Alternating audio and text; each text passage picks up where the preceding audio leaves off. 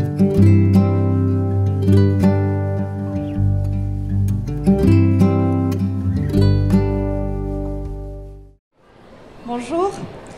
donc Frédéric Erner, architecte. Je fais partie de l'agence d'architecture Erner Ordono. Nous travaillons à Bordeaux depuis une quinzaine d'années sur Gironde, Landes, voilà, l'Aquitaine. En marché privé, public, en neuf ou en réhabilitation. Donc on a travaillé sur des groupes scolaires, des locaux d'activité, de bureaux. Voilà. Donc je vais vous présenter une maison qu'on a faite au Porge.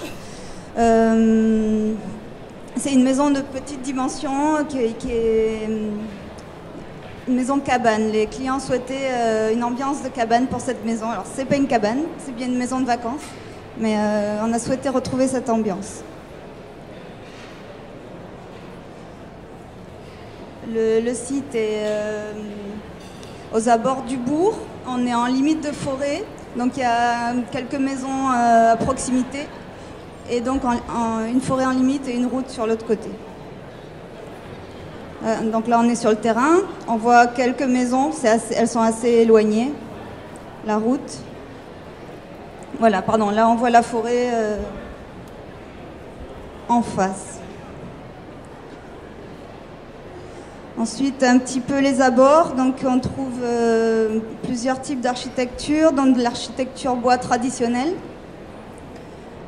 Plus récente, une ambiance de cabane déjà, de maison de pêcheurs colorée, voilà, dans la forêt. Donc voici le projet, on s'installe sur le terrain qui est en longueur, au plus près de la route, on tourne le dos aux maisons qui se situent à l'arrière et on s'ouvre vers la forêt qui est à l'avant. La maison s'étire en longueur pour présenter côté rue sur la gauche. Son plus petit côté, donc pour un moindre impact vu de la rue.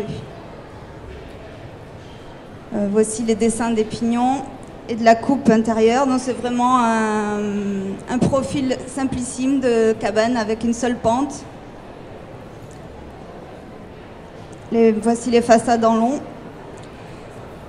Côté nord, on est assez fermé, puisqu'il y a les avoisinants et le froid. Donc on a placé les pièces de service de ce côté-là. Et côté sud, on ouvre largement vers le jardin. Donc la cabane pour nous, c'est la relation dedans-dehors. Le fait d'ouvrir largement côté sud permet d'être, quand on est dans la maison, de se sentir dehors. Et on a prolongé cet espace par une grande terrasse qui permet d'habiter aussi dehors très facilement. Donc là, voici un peu le système constructif. C'est une charpente métallique pour dégager le plus possible les baies vitrées, qui ensuite sera remplie par une ossature bois. Voilà. Permet d'isoler la maison. On est sur la réglementation thermique RT 2012. Et voilà l'habillage fini. Donc on a des plaques de bardage très lisses. Pour plus de simplicité, il n'y a pas de lame de bois, pas d'ondulation, on est le plus plat possible. Et une pergola donc, qui permet d'ombrager les grandes baies plein sud. Et d'agrandir donc la maison.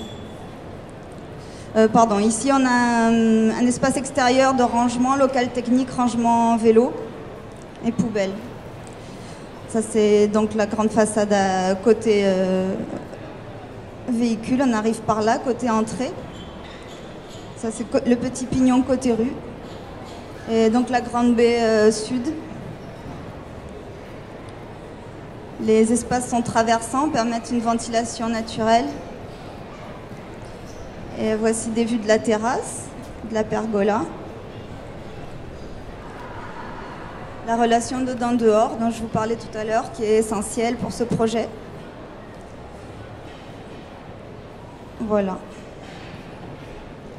Je ne vais pas revenir au plan, mais on a une grande pièce à vivre avec cuisine ouverte, séjour.